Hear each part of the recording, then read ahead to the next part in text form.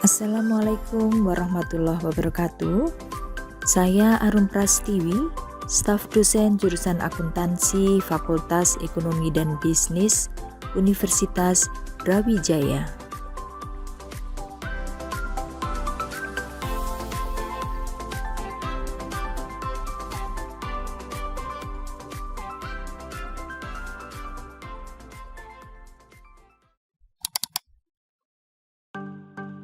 Pada pertemuan ini akan dibahas materi yang terkait dengan siklus akuntansi perusahaan jasa bagian yang pertama, yaitu kita akan membahas mengenai konsep penjurnalan.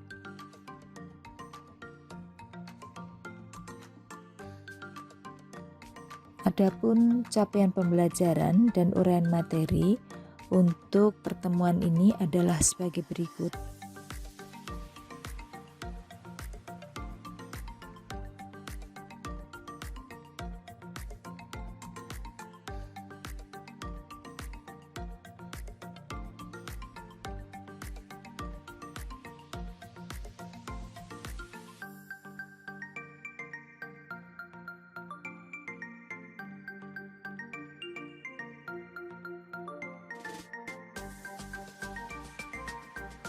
Sebelum membahas tentang penjurnalan, kita terlebih dahulu akan mempelajari tentang konsep akun. Akun adalah catatan yang menggambarkan bertambah atau berkurangnya elemen laporan keuangan.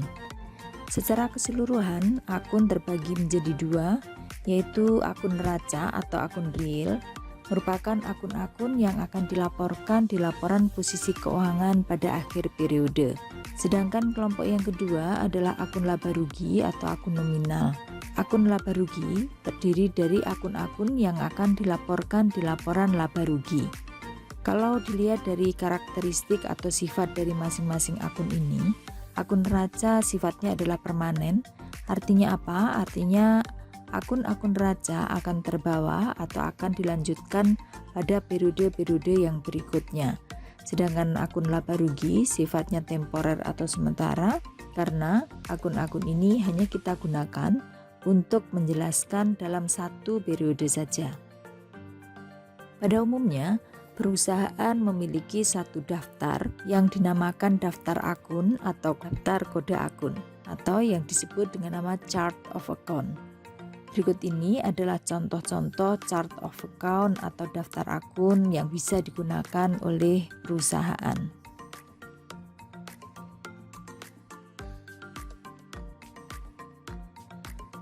Selanjutnya, kita akan membahas mengenai penjurnalan. Di dalam akuntansi terdapat konvensi pencatatan di mana setiap akun memiliki sisi di sebelah kiri dan sebelah kanan. Sisi sebelah kiri disebut dengan nama sisi debit, sedangkan sisi sebelah kanan disebut dengan nama sisi kredit.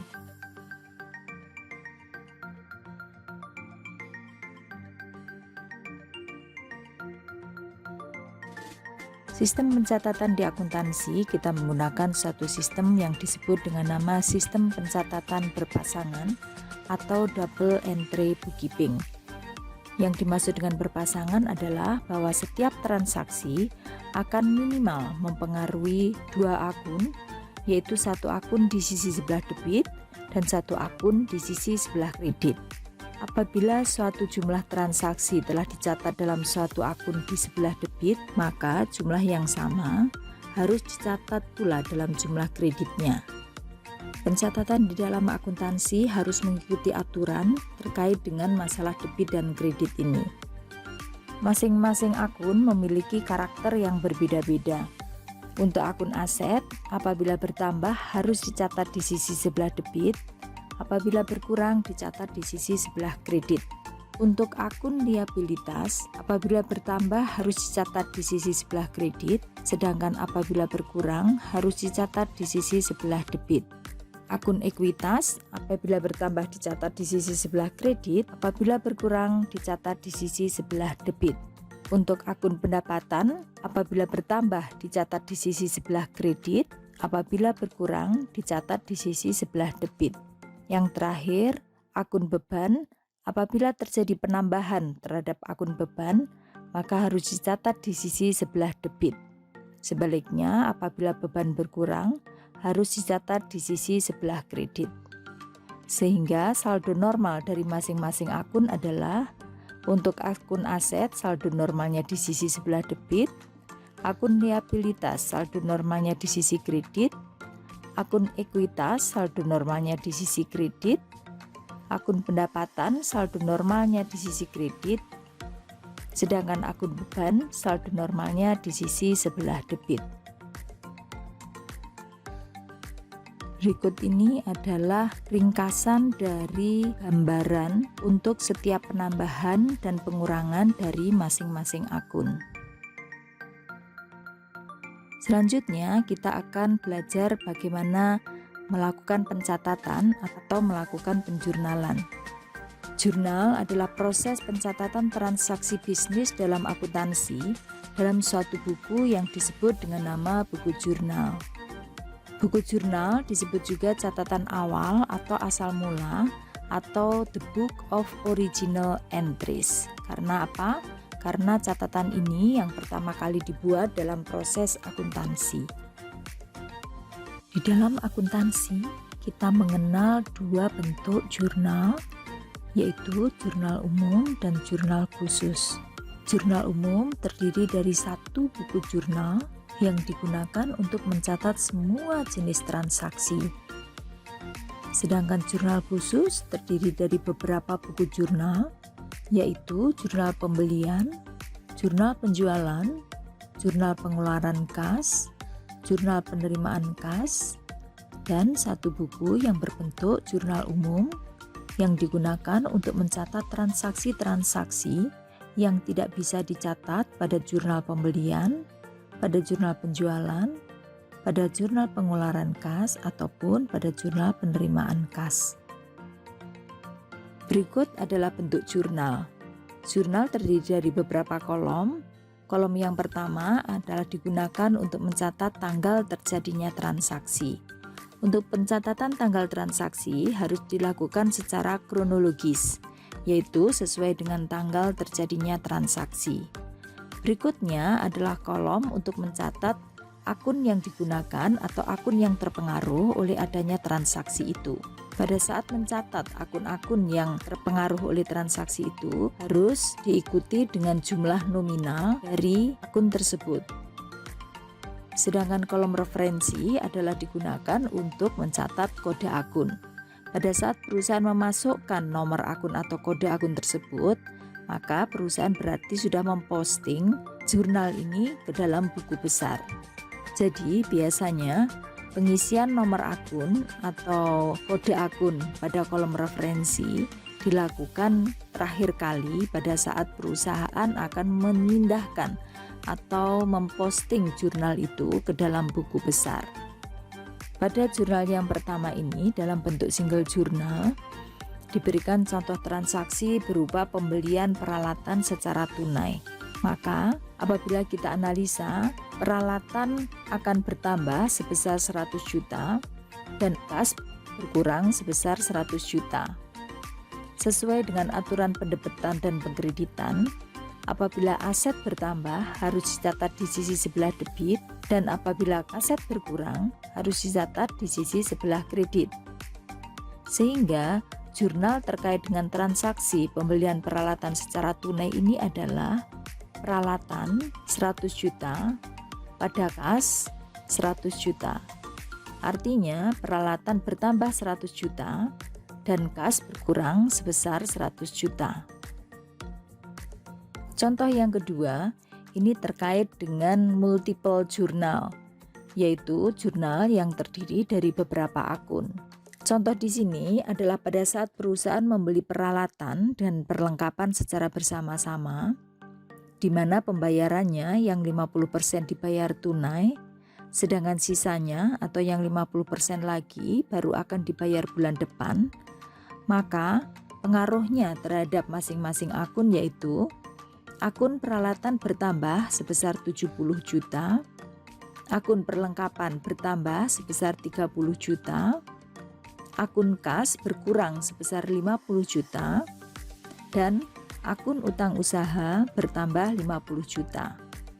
Maka jurnal dari transaksi ini adalah peralatan 70 juta, perlengkapan 30 juta, pada kas 50 juta, pada utang usaha 50 juta. Berikut ini adalah petunjuk bagaimana mengisi kolom-kolom di dalam jurnal.